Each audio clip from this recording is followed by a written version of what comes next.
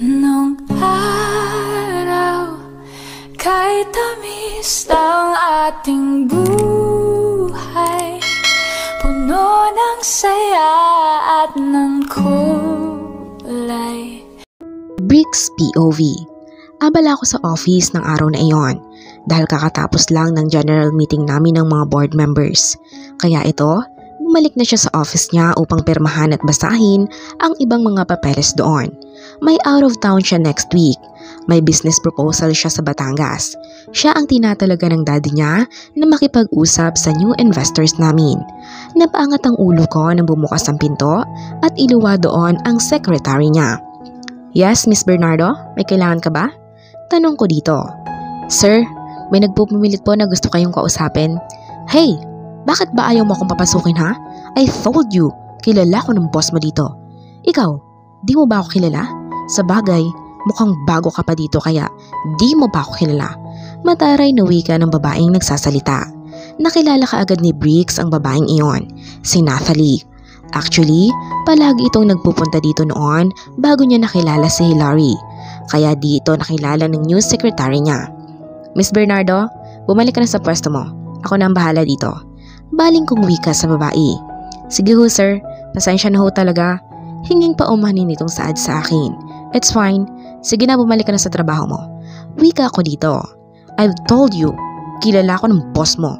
Taas kilay nitong pagtataray sa secretary ko. What brought you here, Nathalie? Hindi ka na dapat dito nagpupunta. You're not allowed to visit me here. Lalo pa't wala kang appointment mula sa akin. Can't you see I'm very much busy? Kaya anong masamang hangin ang nagtulak sa iyo na puntahan ako rito? Ura-urada? Tanong kong saa dito. Bricks, hiwalay na kami ni Lexter. Pwede na tayo, di ba? Malanding saad nito. What do you mean na pwede na tayo? Are you crazy, Nathalie? Hindi na mangyayari iyon. Hindi ko na maibabalik ang tiwalang ibinigay ko sa'yo. Kaya pakiusap, lubayan mo na ako. I'm already engaged. Saka malapit na din akong ikasal. Kaya umalis ka na dito para makapagtrabaho na ako. Malamig kong wika dito.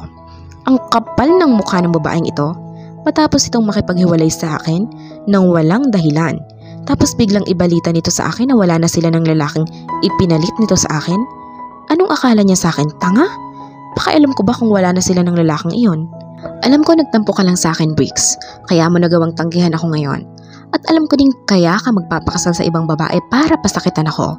Pues, para sabihin ko sa iyo, tumalab nga ang stop it, Nathalie. Dahil hindi totoo yung mga iniisip mo. Mahal ko ang babaeng ina ng mga anak ko. Kaya pakiusap, lumabas ka na rito kung ayaw mong ipakaladkad kita ng mga guards palabas ng building ko. Pantang saad ko dito. But Bricks, noon naman bumukas muli ang pinto ng opisina ko at iluwa doon si Devi, ang kapatid ko. What the hell are you doing here, bitch? Anong sadya mo sa kuya ko? Galit na tanong ni Debbie sa babae. Oh, my sister-in-law sana. Pero hindi nangyari. Alam mo, binibisita ko lang ang kuya mo. After all, may pinagsamahan din naman kami, diba?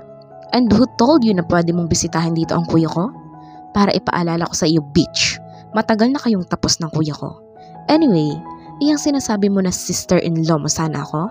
Honestly, you will never be a Mrs. Montojo or maging parte ng pamilya namin. Because the gold digger like you, hindi magiging parte ng pamilya namin.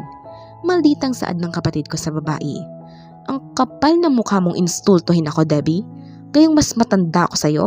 Wala ka talagang respeto, ano? Galit na sagot ni Nathalie sa kapatid ko. Wow! Just wow! Ikaw? Kailangang respetuhin? Kahit nga harap-harapan mong lokohin nga ang kuya ko noon? Pati ang panglalandi mo ng isa sa mga investors namin noon? Nahiya ka ba? Nirespeto mo ba sarili mo? Kung makapalang mukha ko, ano ka? Pwede ba? Kung may natitira kang kahihiyan dyan sa katawan mo, umalis ka na sa building namin dahil ang mga katulad mong gold digger at malandi, walang lugar dito sa opisina o negosyo namin. Painsultong saad ng kapatid ko kay Nathalie. And before I forgot, huwag mo ulit gagambalahin ng kuya ko dahil hindi mo na siya makukuha ulit dahil may asawa na siya, may pamilya na siya. At sinisiguro ko sa iyong mas matinong babae ang babaeng pakakasalan ng kuya ko at magiging ina ng mga anak niya. Taas kilay na wika ni Debbie kay Nathalie. That's enough, Debbie. Hayaan mo na siyang umalis dito. Wika ko sa kapatid ko. Tinaasan lang ito ng kilay ng kapatid ko, saka ito na ang kusang nagbukas ng pinto para palabasin si Nathalie. Mukhang nakakahanap ng katapat si Nathalie. Paano na lang kaya kapag si Hilary na ang kaharap nito? Knowing her, mataray din ang babaeng iyon. Kaya alam kong magkakasubukan sila ng bride-to-be ko kapag nagkataong nandito ito ngayon. Tuluyan nang lumabas si Nathalie sa opisina ko na nakasimangot. Hindi siguro nakayanin nito ang pang-iinsultong sinabi ng kapatid ko. Kuya, bakit mo ba hinahayaang puntahan ka dito ng babaeng iyon? Paano na lang kapag nalaman ito ni Ate Hilary? Malamang magagalit iyon. Saka, kilala mo ba ang lalaking naging boyfriend yan on na ipinalit sa iyo? Well, walang iba kundi ang ex-boyfriend din ni Ate Hilary na si Lexter Montefalco. Naghiwalay daw ang mga ito dahil sa may iba na namang babae ang lalaki. Pagkukwento pa ni Debbie sa kanya. Sigurado ka ba dito, Debbie? Paano mo nalamang dating kasintahan ni Hilary ang naging boyfriend ni Nathalie? Gulat kong tanong dito. Well, sa mga kakilala ko kuya, kilala din kasi ng kasamahan kong bakla sa set ang ex-girlfriend mo. Dahil ang jowa ng baklang kasama ko, nilandi din pala ang babaeng iyon. At nalaman kong si Hilary Lopez ang naging girlfriend ni Lexter Montefalco. At nangyari daw ang hiwalayan nila Ate Hilary sa ex nito sa mismong anniversary ng mga ito. Nahuli kasi daw ni Ate Hilary ang boyfriend nito sa mismong condo unit nito na may kasiping na ibang babae. At walang iba kundi iyang ex-girlfriend mo. Patuloy na pagkukwento ni Debbie sa akin. Lahat ng revelasyong iyon na narinig ko ay parang bombang sumabog sa pandinig ko. So ang lalaking ex-boyfriend ni Hilary ang naging boyfriend ng magaling niyang ex? Napailing ako sa kaisipang iyon. What a small world. Small world, di ba kuya? Imagine, naging kayo ni Ate Hilary pagkatapos ng lahat? So it means, nakatadhana talaga kayo sa isa't isa. Sad pa nito. Tama ka, Debbie. Kaya iingatan ko ang Ate Hilary mo at ang magiging pamilya namin.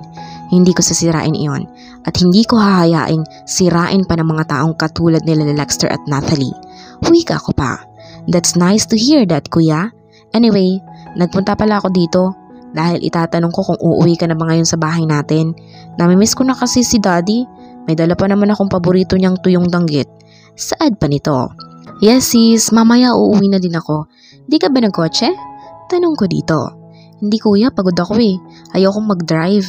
Kaya nga andito ako ngayon para sumabay na din sa'yo. Wika pa nito. Sige, maupo ka muna dyan, magbasa ka. Antayin mo lang ako saglit. Saad ko dito. Sige kuya, dito lang ako. Sagot nito saka ito umupo sa couch at kampanteng nagbabasa.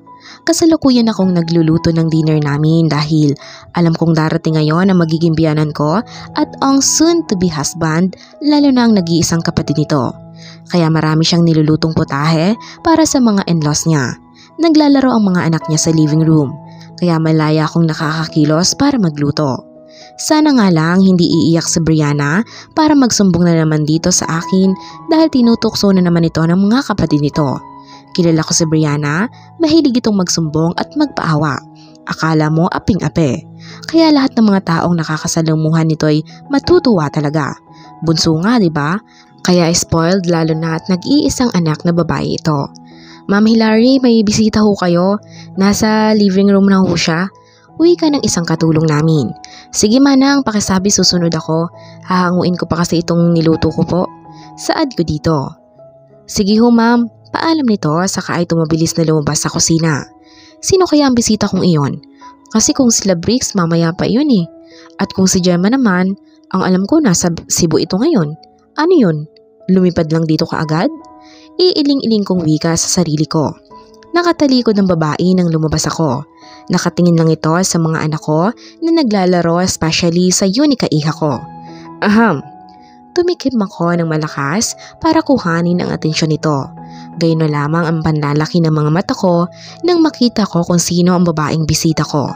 Ang babaeng nakita ko nakaulayaw na Lexter sa kama noong anniversary nila. Hi Hilary, nagulat pa kita? Ngiting tanong nito sa akin. What are you doing here? Yaya, iakit niyo muna itong mga bata. Paling kong wika kay Yaya Elsie. Sige ho ma'am, mabilis naman itong tumalima at pinakyat ang mga anak ko. Now, what are you doing here? Anong sadya mo at pinuntahan mo pa ako dito sa bahay ko? Taas kilay kong wika dito. Well, gusto ko lang naman makita kung totoo ang balitang nagkaanak ka na nga sa ex-boyfriend ko. Ngiting aso nitong saad sa akin. What? What do you mean? Kunot noong tanong ko. Bricks Pantoja is my ex-boyfriend. Di mo ba alam yon? Aren't you know about me? Wika pa nito. Alam mo, kung totoo man iyan na ex-boyfriend mo nga ang fiancé ko, ano naman ngayon? Mataray kong wika dito. Gusto ko lang namang malaman mo na nagkikita kami ni Bricks at pangalawang beses na iyon. Huwag mong sabihing hindi ito sinasabi ni Bricks sa'yo. Akala ko ba'y mahal ka ng lalaking minsang nagmahal sa akin? Taas noon itong saad sa akin. Alam mo miss, nagsasayang ka lang ng panahon dito para puntahan ako sa mismong pamamahay ko. Hindi ako naniniwala sa'yo because I know you. Isa kang makating higad na mga agaw. Kaya umalis ka dito sa bahay ko kung ayaw mong kalad ka rin kita palabas. Bantang wika ko dito. Hey, easy lang. Masyado ka namang high blood girl. Parang nagsasabi lang ako ng totoo. Ikaw rin, baka magising ka na lang isang araw na hindi ka na mahal ng lalaking akala mo'y mahal ka. Wika pa nito. Well, it's none of your dumb business. Kung mangyari man iyon, pero sisiguraduhin ko sa iyong mahal at tunay akong mahal ni Bricks. Kasi kung hindi ako mahal noon, hihintayin kanya niya ako ng mahabang panahon, a long years, at hindi pa nga niya alam na may anak kami noon. Hinihintay nga ako, di ba? Lalo pang nagkaanak kami. Kaya nga, inaya na ako nitong pakasalan dahil mahal ako. Saad ko dito. Ang yabang mo? Kung alam ko lang na ikaw ang makakatuluyan ni Bricks, sana di ko na lang pinagpalit ang boyfriend ko sa boyfriend mo. Di sana kami nagkahiwalay. At ako sanang nasa lugar mo ngayon. In your dreams, Nathalie. Pati ba naman dito sa bahay nila Ate Hilary? Pumunta ka pa? Para ano? Sirain ang relasyon nila? Kung ano man ang pinagdadaanan mo ngayon, karma mo iyon. Marami ka namang kasing sinirang relasyon. Ngayon, gusto mong sirain na naman sila kuya? Wow! Saan ka kumuha ng kakapalan ng mukha at humarap pa sa babaeng inagawan mo noon ng boyfriend? Sabay kaming napalingon ng nagngangalang Nathalie nang marinig namin pareho ang boses ni Debbie. What are you doing here? Mataray na tanong ng babae kay Debbie. Obviously, andito kaming lahat dahil may family dinner kami. Kaya umalis ka na dito kung ayaw mong kaladkarin ka namin dito ngayon ni Ate Hilary. Bantang wika ni Debbie sa babae. Nakita kong pumasok si Bricks at nagulat ito. Nang makita si Nathalie, ang masayang mukha nito'y napalitan ng galit. Bago pa kami nakahuma ay kaagad na nilapitan ni Bricks ang babae. Saka hinawakan sa braso palabas ng bahay namin. Nakatingin lang si Daddy at Mami ko. Pati na din ang ama ni Bricks, mabilis kasing nangyari ang lahat. Nang bumalik si Bricks ay wala ng babae. Marahil, pinalabas na ito. Nagsimula kaming mag-dinner.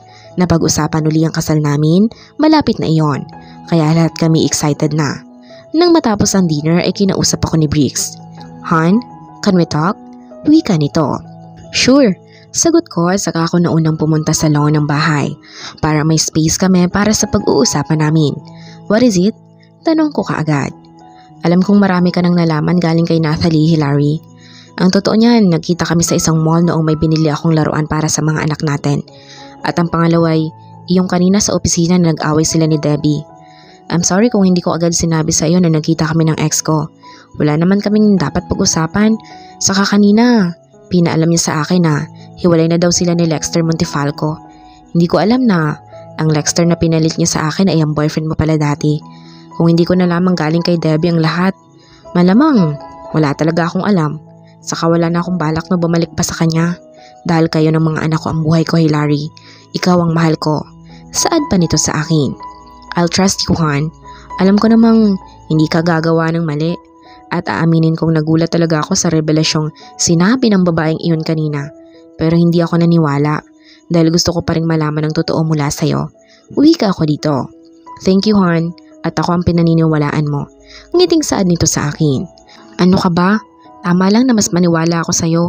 Di naman kasi ako naniniwala sa babaeng iyon dahil minsan na din niyang sinira ang relasyong meron ako noon. Hindi ko nahahayaan iyon ngayon. Uwi ka ako dito. Iyong totoo, honey. Minahal mo ba talaga si Lexter noon? Tanong nito sa akin. Ayokong magsinungaling sa iyo, Bricks. Pero minahal ko talaga si Lexter. Dahil 5 taon kaming magkasintahan niyon Pero lahat ng pagmamahal ko sa kanya ay kaagad naglaho. Noong mahuli ko siyang may ibang babaeng kasibing ng araw na iyon. Sobrang nasaktan ako pero hindi ko pinahalata. Ayokong kaawaan ko ang sarili ko. Wala na nga akong ibang kakampi kundi ang sarili ko lang noon, Bricks. I did not expect na maghiwalay pa kami dahil siya na ang nakikita kong magiging asawa ko in the near future. Pero nagkamali pala ako. Mahabang wika ko dito. Dahil may ibang taong nakalaan ng Diyos para sa iyo, Han. Walang iba kundi ako. Mahal na mahal kita, Hilary. Ngiting saad nito. Niyakap ko na lamang ito ng mahigpit bilang sagot na mahal ko din ito. Ano kaya ang susunod na mangyayari?